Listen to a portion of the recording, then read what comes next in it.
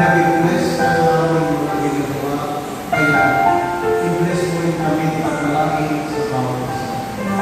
Dalangin po sa mga salito. Narito ang tanging mga kapatid at susumikap sila maglingkod sa iyo, sumunod sa iyo kalooban. Nagdaling araw na po kayo na kailangan sila kumain, hindi sila kumasin. Pagpalain mo po ang mga magkagawa sa lugar nito. Gawaan ko silang magsawa ng mga tatay.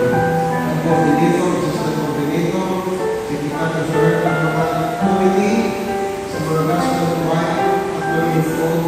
Pagpalain mo ang lahat ng mga teachers sa lugar nito. Kami at ang aming pamilya. Ilayo niyo po sa mga karamdaman. Ilayo